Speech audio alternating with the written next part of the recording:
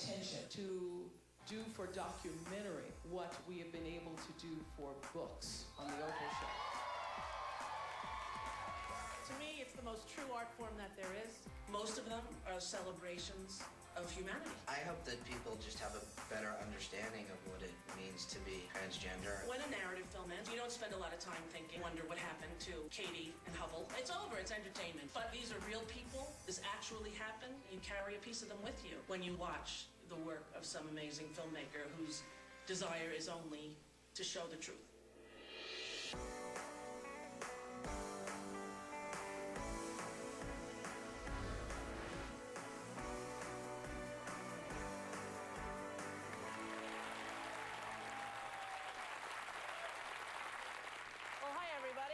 I'm Rosie O'Donnell, and welcome to the Doc Club. We have just watched Becoming Chaz, a wonderful documentary, and we're going to be talking to the filmmakers, to the star of the documentary, to their family, and we're going to take questions here live with the studio audience. This is what you have for the next hour. Get ready, all about Becoming Chaz. Without further ado, I'm going to introduce you to the star of that amazing documentary. Please welcome Chaz Bono.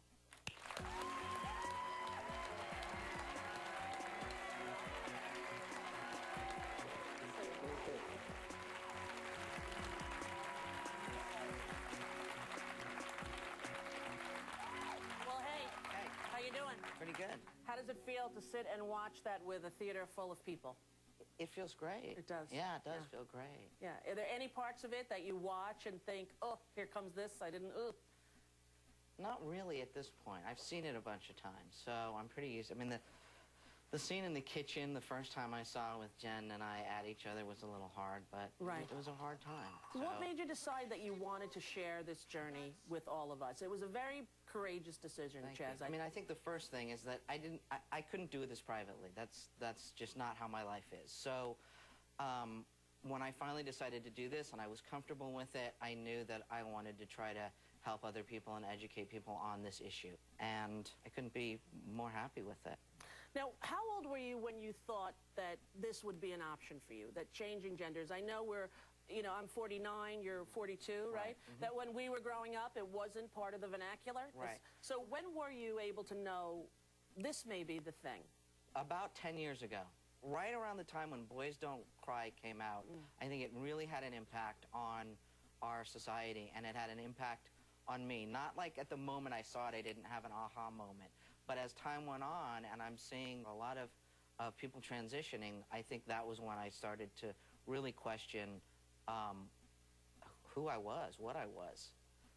Before that, when you identified as a lesbian, did you, in your young years, think, well, this is why I feel different, because I'm gay? Absolutely, yeah. I mean, when I was 13 years old, I saw the movie Personal Best, and I did have an aha moment. I did too, honey. I did too. That was a good movie, yeah. So I did. I had like this aha moment of like, oh, that's what I felt. Right. You know, I was just coming into puberty, and up until that point, I had like crushes on women and stuff, but it was, child kind of crush. Yeah, there wasn't no real sexual intent behind it. Right. And then I was like, oh, this is what it is. And that, worked for a while. And then I think the older I got, and the longer I spent in the lesbian community, I realized that no matter what women looked like, whether they were butch or femme or whatever, they had a real female identity that they felt comfortable with. And I never did. Ever? Ever. That's really interesting, because I find as a gay woman, it's sort of a hard concept to wrap my head around. My interest in women was always the focal point. I sort of kind of ignored men. So the concept for me of wanting to become one is such a foreign thought that it's hard to relate to. I know so many women in the gay community who are just very, very manly.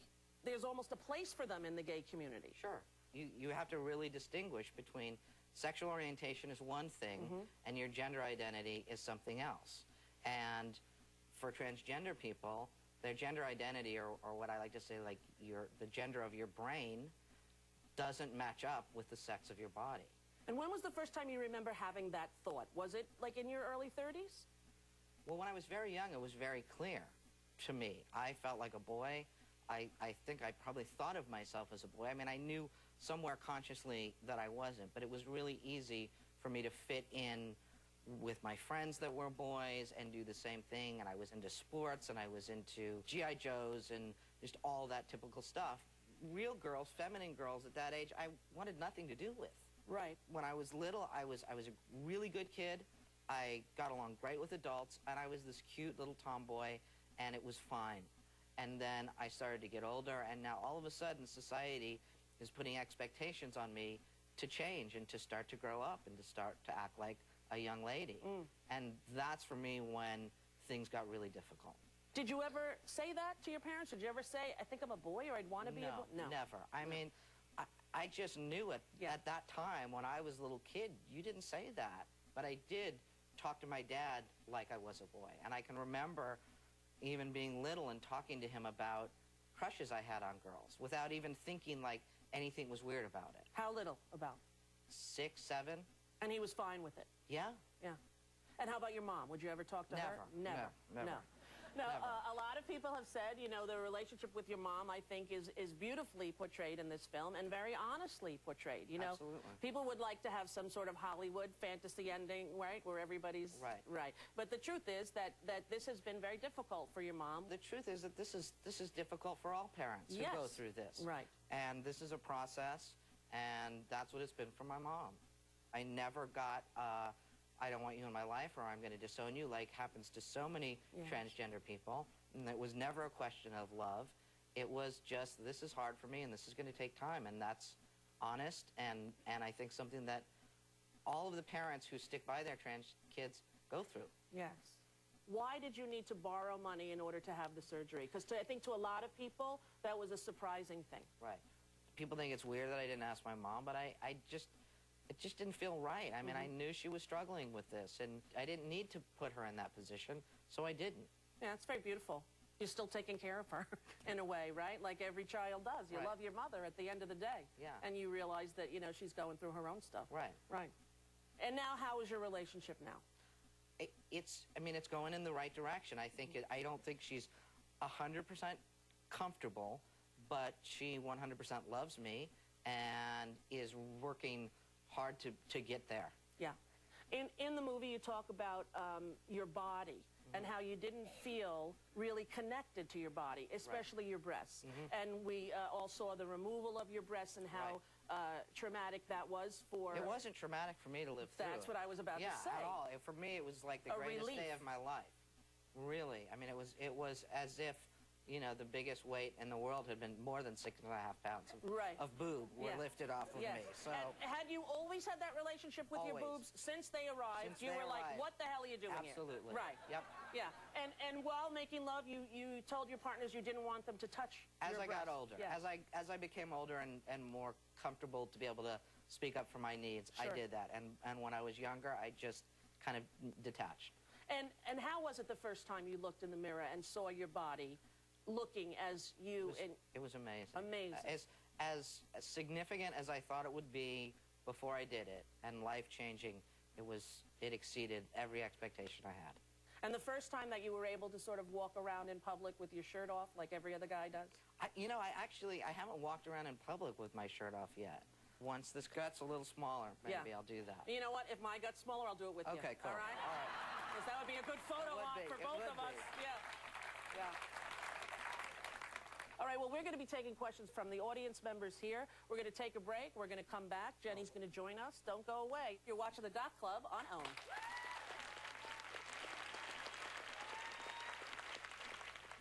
I like being a woman so much. If I woke up tomorrow and I felt like I feel and I looked down and I was in a different body, I would be like, get me out of here. People have opinions about your relationship with Jenny. How does that feel to have people commenting on the relationship? I don't know, do they? I think from watching this, you know, you let people into your life in a way, and then they're going to have judgments as to whether or not... I mean, I think everything that I've heard from people who have seen this, they love Jenny. And they're like, Jenny's kind of the way into, you know, Jenny is kind of the everyman way into this story. Right. When you first told Jenny, how did you... I'm the only one who gets to call her that, too. What does everyone else call her? She prefers Jen. Okay. Or Jennifer. Okay, I'll get it. So. Oh, keep it to the Jen, then. when you first told Jen, Yes. how did you bring that up? Because I can't imagine, like, honey, the movie was great. I enjoyed the popcorn. I Right. want to be a man. How does it, like, how do you, The truth is I kind of got outed by an ex of mine. in terms of wanting to in transition? wanting to transition, yeah. Somebody who I'd been with said something like, you know, the only reason we're not still together is because he thinks he wants to be a man or something. Wow. Yeah, And so then she came to you and said, is this true? right? And you said? And it was pretty close. You know, we have a big difference of opinion of when this happened, and Right. I'm right. Of course. She's yeah. wrong. And she'll be out here yeah. soon, and we'll let the fight I'm continue. thinking it was about 6 weeks into our relationship. Oh, that's pretty soon, right? Yeah. Yes. We have a lot of people calling in to the phones. Our first caller on the line. Hello, caller. I have a question for Chaz. Well, luckily he's here. Great.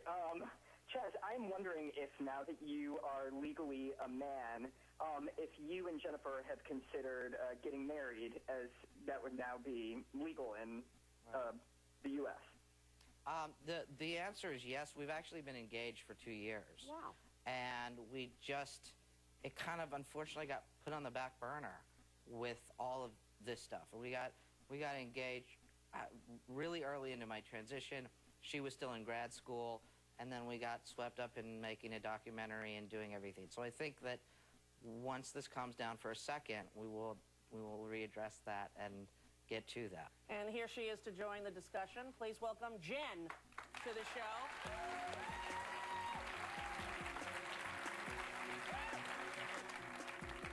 What would you say, Jen? How do you think it is? What is it like for the partner of someone to hear their spouse wants a sex change?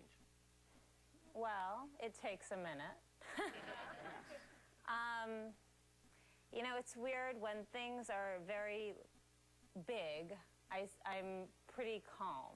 The small things, I'm nuts. But Like the strawberries in the bowl. Right. exactly, Yes, the right. strawberries in the bowl. You know, when I was told that Chaz was trans, my first comment was, well, I guess I better ask him. And I did, and he said, you know, this is the case, but I'm not going to do anything about it right now, and I'm comfortable living as masculine as possible. But he did say I don't want to grow old as a woman, and I might have to do this in the future. And what I heard was, we're fine now, great, compartmentalized, door closed, and okay, let's move on. I'm You going didn't- back into the kitchen. Now, had you had relationships with both men and women? Yes, I Yes. And have. so you had sort of a fluid sexuality. Yes. So the concept of spending your life with a man wasn't so outrageous to you. No, it wasn't. Because I know, like, as a lesbian, I think that if my partner said, honey, I want to become a man, I don't know that I would be able to deal with that, right? Well, it would change things. Yeah, Yes. a lot. Being that I'm not so fluid, I'm totally lesbian, you know? Right. Right? So, Super yeah. gay. I don't know what to say. But it's a spectrum. I'm all the way on one side, I but, you think. know, I did go through a period when I was in my teens. I dated men and boys. In college, both. And then I went through a long period of just dating women. So it had been a while. Right. We have another phone call from Kelly. Hello, Kelly. Hi. My question is actually towards Jenny. As you just began talking, you obviously talked about the strain that it took on your relationship. And I was just wondering if there was ever a day that you had that gut feeling that, I wish he really hadn't gone through with this. Do you ever have that feeling? I don't. There were tough days, though, absolutely. I never thought, no, I wish he hadn't done this. I have thrown in his face when things got tough. Look what you've done to us, you know, like... That's the ultimate card to play, right? Now look at this, Yeah. you know? You didn't take out the garbage, and you had a sex change. No kidding. Exactly. No It's like two kidding. things, right? Exactly. Yeah. You know?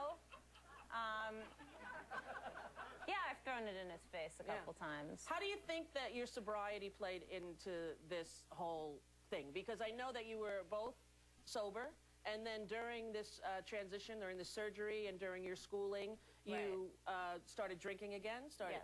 And how do you think that affected everything? I mean, I know that... It was great. Yeah, fantastic. Winning. But I mean, do you think that you used it as an excuse, as Chaz sort of said? Absolutely. In the yeah. I know I did. You did. I know I did, and I know when he told me, I said, okay, this is gonna be really hard, but I get to drink. And that's only an alcoholic would think that. Right. And was your sobriety sort of a pivotal part of your relationship? The fact that you were both sober? When we met, Yes. I mean, it helped. So that must have been very difficult We were for you. both relieved. We were both happy to know that the other was sober when we met. Yeah, because it makes life easier, correct? Sure. Right. Right. And so for you, when Jenny started drinking, how difficult was that for you to maintain your own sobriety while going through such a big change? Well, that wasn't difficult for me at all. But it was difficult because it's difficult to deal with alcoholism in another person. To be the spouse of a practicing alcoholic is just difficult. Yes. So that was tough, and I had to kind of seek help for that, Right. too. Yeah. We have an audience question. Hi. Hi. My question, Chaz, is what have you learned about women now that you're a man? Oh. Good one. You know what I think I've learned the most? I don't know that I have any greater insight. I didn't really have big insight on the female brain before, and I probably have less now. But what I have learned is how the difference between the sexes is really so biological, and that maybe if we all understood that in relating to each other, we might be able to cut each other a little bit more slack. So that was kind of my big epiphany.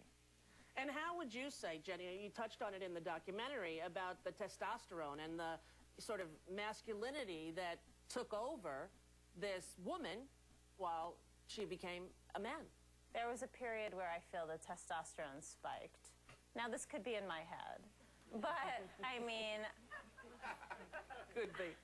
It could be, but he was going through a hyper-masculine period, and it was last summer, and it was actually started around this time last year. When I was drinking, too. Okay, all right.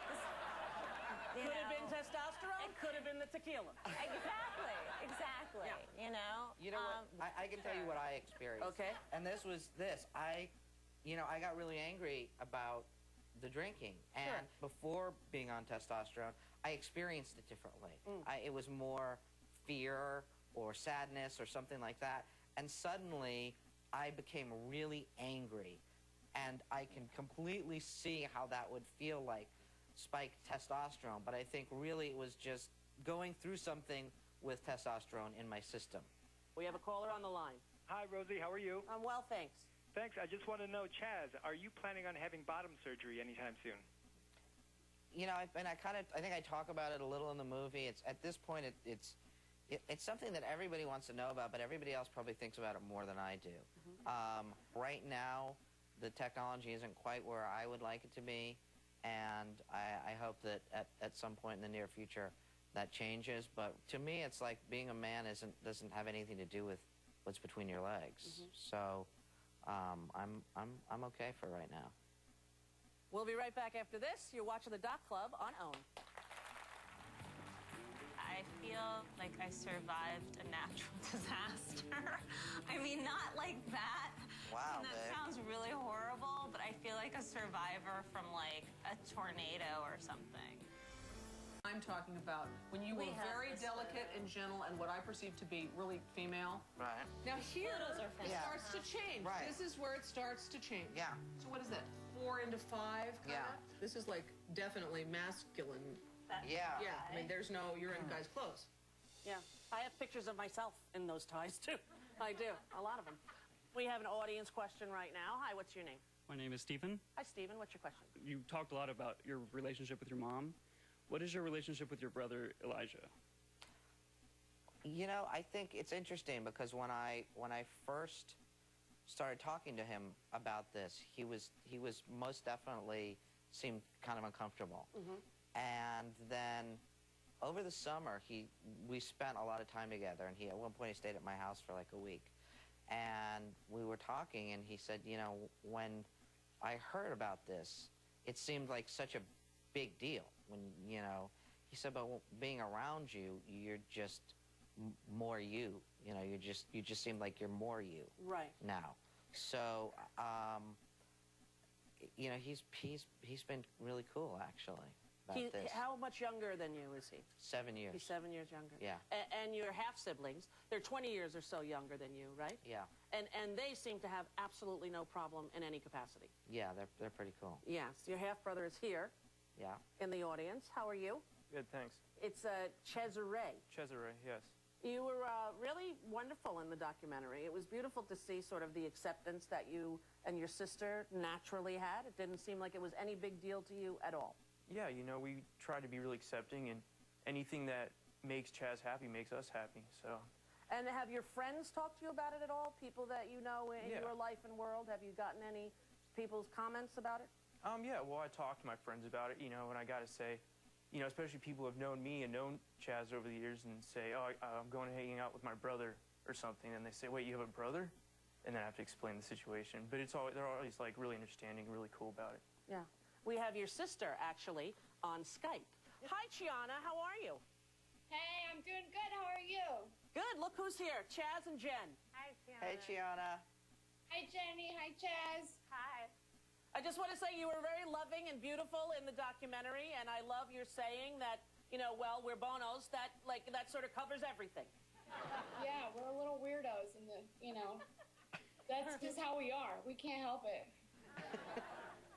And were you? I asked your brother if he was surprised at all when he heard the news that Chaz was going to transition. Did it surprise you in any way? You know, not really. I was like, you know, I mean, like Chaz said, I'm happy that Chaz is happy. The only thing that made sense is I understand why he plays video games so much. But other than that, you know, we're happy with whatever Chaz wants to do in his life. So I'm happy. That's beautiful. Thank you very much for Skyping in. I appreciate it. How are you when you see photos like the ones up of you as little you? How does it feel to you to see those pictures? That doesn't bother me. At all? No, not really. I think the pictures that are hard for me to see are the ones right before I transitioned. Because I really, like, probably the, you know, 2 to 4 years before I transitioned are really hard for me to see because I know how unhappy I was at that point. Yeah, and you watch it and you remember the feeling. I can see it in my face. I'm yeah. like, I see this, you know, unhappy person. Yeah, I do that too. I look at pictures and I go, oh boy, that was not a good year. Right. Now, your aunt is in the audience, and she appears in the documentary, and sitting next to her is her husband, your uncle, who does not appear in the documentary, but had a real profound effect on you and your life. He got cut, you know. He got cut out. Yeah, it's a sad story. But he had a real big effect on you in your whole life, true? Yeah. In what way? Well, I think, I mean, the thing that's so great about Ibar is he's like the machoest, you know, dude in the world. I mean, was a fireman and is a security guard his whole life, and he's, you know, and he yet of everybody kind of, I mean, he pushed my aunt along, and everybody on that side of the family to just get behind me and accept this and understand it, and he's, you know, he taught me, like, when to shake hands versus hug. And, you know, he's just been amazing. Yeah. Would you say that it's harder for men to understand this than it is for women? Because it seems as though, you know, maybe some macho guys like yourself, firemen, would have sort of a traditional view of what masculinity means, and that it would be a hard concept for some guys. Well, I think that's probably true for some people. I can only speak for myself. I never had a problem with it because I saw a person go from living a life with pain and no joy to a happy, confident, living the life that we all should have. And I just saw that, and I knew that it's the heart and the soul inside the person that matters. It's not the outside. Georgianne, were you afraid at all for him? Were you concerned for his safety? Yes. I mean, I wish I could say what my husband is saying and saying that I was 100% behind it from the beginning. It wouldn't be the truth. Right. And at the end of the documentary, that was something about myself that I felt very badly about, and I went to Chaz and apologized because we were very close. I lived with Sonny and Cher when Chaz was a baby, so I was with him from age 1 to 3, and we really, really bonded, and I think Chaz for our whole lives. We've been just super very tight. close, really tight. So I was disappointed in myself that I didn't realize it took a documentary really for me to see what Chaz had gone through. I think there is validity to grieving the loss of your niece. As much as, you know, embracing the concept of the transition to a nephew, I think that we have to allow ourselves that human response of missing, or the dreams that you had for the little girl that was your niece. The only thing that made me unhappy for Chaz was the first scene in the documentary where Chaz says, I can't remember my, like, you know, age baby to 5, 6 years old. And I was there, and Chaz was such a happy person. And so I'm just sad that he couldn't remember what a happy, fun-loving, great baby and kid he was. Right. And that made me sad. Although I think most people can't remember before No, I 5, know. right? I realize Yeah. that. It's just hard because I can. Yeah, sure, yeah. But it was really good for a little while there. But look, they have videos. I swear, we were happy. We were happy. Yeah, Exactly. kind of like that. All right, we have a call from Judy on the phone. Hello, Judy. Hi. I have a question for Chaz. I noticed that Cher still calls Chaz my girl. Does that bother Chaz today? And if so, have you thought about going into therapy with your mother? You know, that interview was filmed quite some time ago. So I think there's definitely been some progression made with the gender, you know, getting the pronouns right. But also, I mean, she used she for 40 years. It's a very ingrained habit, and I realize that. And so to me, it's always really about the effort. And in my family, you know, there's a lot of she, oops, shoot, I mean, Yeah. he. Yeah. And that's understandable. I mean, that's just a habit that's ingrained. Right. So, and what about therapy? I don't think that... Well, that... Yeah, come on. I think after 40, going into therapy with your parents might be a waste of time. Now, I'm not an official. I'm not Dr. Phil. I don't know. But it could be time to get over it. All right. We'll be right back after this. You're watching the Doc Club on OWN. I was hysterical one day because I was calling Chaz's answering machine, and I realized it was her old voice. And then I said, Chaz, is there a way I can save it? Because I will never hear that voice again. And there wasn't, it was gone.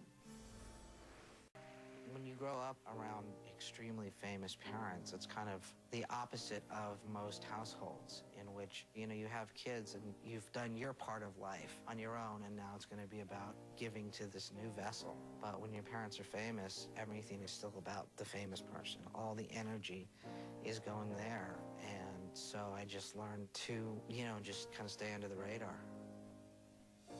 We have another phone call. Hi, Wendy. Say hi to Jen and Chaz. Hello, Jen and Chaz. Hello. I wanted to know if you're interested in raising a family. And if you are, we have a few kids at home that you can take. I think that at this point, it's not a huge priority for either of us. We kind of, we like our life kind of the way it is. We have friends that have had kids, and we see what that does. And we love their children. Absolutely. And you love when they take them home. Absolutely. Yeah, I get it. I don't know. You know, it's not really on our radar. What I always tell people when they say that is then don't. Because unless you really, really want them, I think that you shouldn't have them. Because there's, you know, it's a difficult thing. It's for me, the most joyous thing that ever happened. But also, if you're on the fence, I always vote for no. Because Lord knows, it ain't easy. Hi, sir. What's your name? My name's Nicholas. Hi, Nicholas. In the movie, you talked a little bit about how your sex drive amped up. Do you guys have a enjoyable sex life now after this? Yeah, I think we do, definitely. I think I mean, it did. I mean, we do, and it definitely seemed to help our sex drive. It did help our sex life, Sex life, right. Yeah. How would it be possible for people to engage in loving sexual experience if, you know, you don't want to be in the body you're in? It feels like, I imagine it would be better. You're not present, right. But if you're happy with yourself and you're in your body and you're present and the sex is more intimate, I suppose. And yeah. Thank you. They have a lot of sex. Thanks for the question. All right, we have a call from Brian. Hi, Brian. Hi, actually, I have a question for Chaz. The film is really graphic, and I was just wondering why you felt the need to show such graphic surgeries. I don't really find it graphic, but we could ask the filmmakers. Yeah, the who filmmakers are here. Randy Barbato and Fenton Bailey. Congratulations, both of you. World of Wonder is their company, and they've made some amazing documentaries in their career, and this is a beautiful piece of work. Would you guys say you think it's graphic in any way? I think it could have been more graphic, actually. How did you come up with the idea to do this? Well, Chaz came to us and asked us if we'd make the documentary, and we said yes in the room and kind of waited and hoped he didn't change his mind. And we started filming like a few weeks later, and literally walked into the house. There were hairless cats, pictures of Cher, Jen. I mean, it was a filmmaker's dream, really, when you think about it.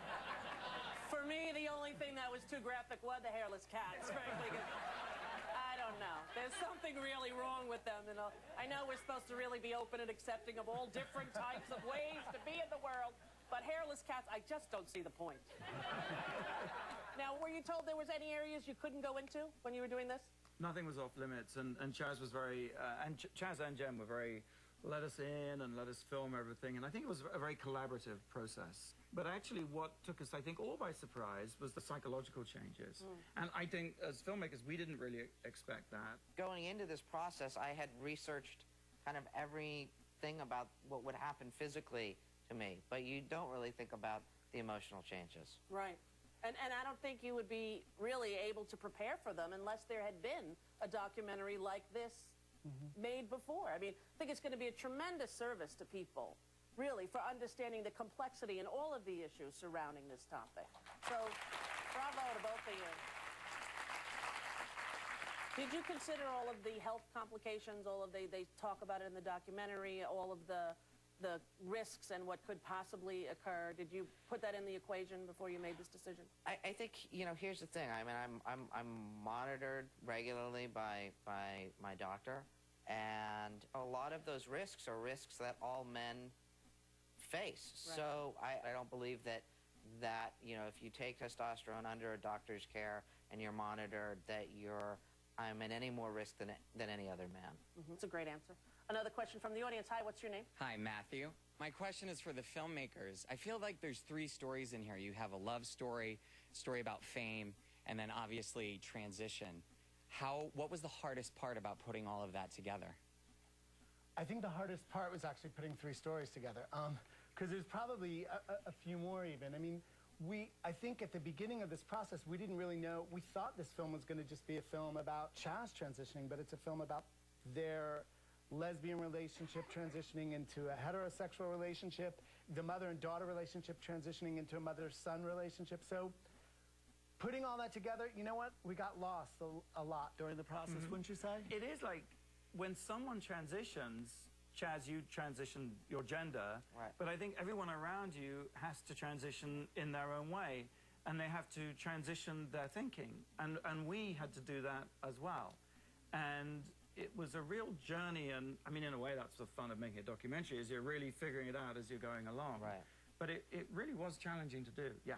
And were you surprised by the transition that took place emotionally?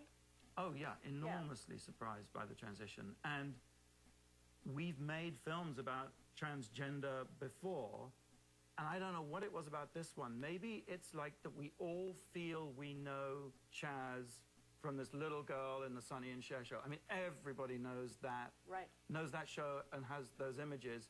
So I think everybody feels they grew up with chastity with Chaz.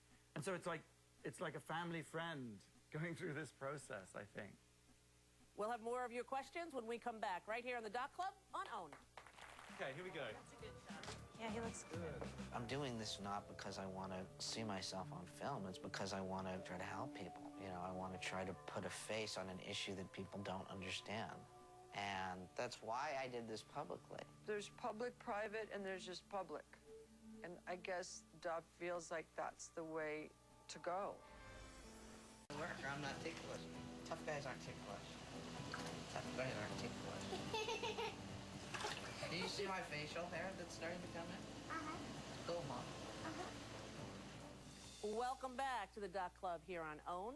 We have a phone call from Jeff. Hello, Jeff. This question is for Chaz.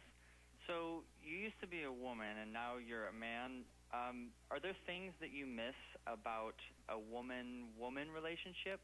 No, I wasn't a woman. I was just a man living in a woman's body, and that's a real different distinction. So I could never long for something that I never was. Yeah.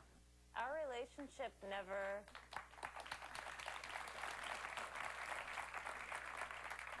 It never felt female-female. It really didn't, interestingly enough. Never. Even at the beginning? No, it didn't. It felt male-female. Wow. And there were, yes, of course, there's estrogen involved. So when there was estrogen, he was more female in certain ways. But I always felt like I was with a man. It felt male-female from the very beginning. Interesting. Were you worried at all about if you change your mind? Because I know a lot of people have said, especially when we talk about children, you know, as a parent, you wonder, well, what if that child changes their mind? Did you ever, as an adult, think, maybe I don't really? No, not never at all. No.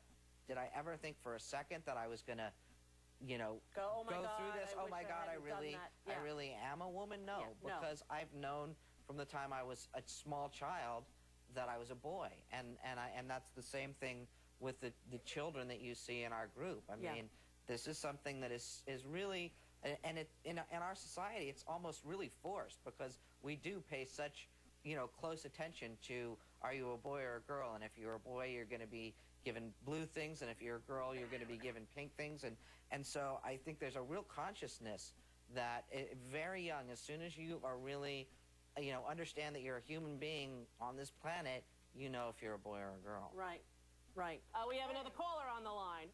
Hiya, Rosie. I have 3 kids, and we have very open and honest conversations here at home, and I think you do at your house, too. I wonder what advice you would have for parents struggling to find the right word or approach in explaining transgender kids and adults to their own children. I don't know. I think that the more honest you are with kids, the better it is. And when they have a question, then you answer with the truth. And I find that if they have another question after that, they'll bring that up, too. More with Chaz and Jen when we come back right here on OWN. I can kind of look at my life much clearer now, and it's hard for me to deal with the fact that I had to live for so many years in such a difficult way, and that I'm not gonna ever get to be a young man. I was going out with his twin. Like, I met the girl and now I'm with the boy, but he's still at the core the same. But there are definitely differences, and we sort of had to get to know each other again. Welcome back to the Doc Club here on OWN. We have some more questions. What's your name? Hi, Jessica. Hi, Jessica. Hi. Coming from a single parent home, just raised with my mom, and also being a single parent myself, I have an 8-year-old daughter. My question is more towards your father, you know, being that he was there for you when you were younger, you know, supported you, kind of your backbone. Do you feel, you also mentioned that this transition was hard for you, and how those children that you work with have it, you know, a little easier because of their parents. Right. Do you feel that this would have been a way easier transition? All of this up to this moment would have been way easier if your father was still around with you to kind of push you? I think probably not. I think that I would have been, you know, as afraid of what his reaction would have been as anybody else's in my family. And I think it would have taken me, you know, time to talk about it with him. And then I think it would have been the same process that he would have to go through. I mean, it's a process. It's kind of, but the interesting thing is it is kind of a singular journey in a way. And that's not a bad thing at all. I think it's one of the things that makes transgender people so brave and strong, is that in being ourselves and in risking being ourselves, we risk everything. You know, our family and our friends and our jobs and where we live and all of that. And so it really takes tremendous courage. And that's the place that I needed to get to, was like, I've got to do this for me no matter what happens. And then after that and making this decision, then it's, you know, how to, you know, allow my family to be part of the process and allow them to have their own process. Awesome. Thank you. We take one more audience question. Hi, honey. Hi. What's your name? My name's Patrick. Hi, Patrick. I just want to say to both of you, thank you for being so courageous in doing this. You know, I think you've taught us all a really important lesson about what it means to love. So thank you for that. Thank you. Into your family. I mean, your family support going through something like this has got to be, you know, the key to your happiness. So my question to you is, when are you your most happy? When are you the most happy? Oh, boy. I'm kind of always pretty happy now. I mean, always. I mean, there isn't a most time. I mean, I'm probably most at ease with me and Jenny at home with our animals, watching a movie and ordering in something we like. But always, I mean, I'm just a genuinely happy person. I want to thank all of you for coming today. I want to thank the filmmakers for making such a beautiful documentary. I want to thank your family for being here. I want to thank you, Jen. And mostly, I want to thank you, Chaz, because I think that, you know, your courage in doing this is going to change the lives for so many people who are growing up. You know, I just wanted to say, there's a lot of people in this audience who either made this film or were in the film or at least signed a release to be in the film and might not have made it. And I was just wondering if everybody who was part of this film could just stand up so that everybody else can acknowledge you and so we can acknowledge you. There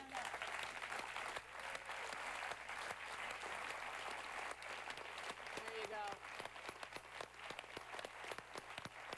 It's a beautiful film, Becoming Chaz. Thank you all for watching the Doc Club tonight. See ya. Good night.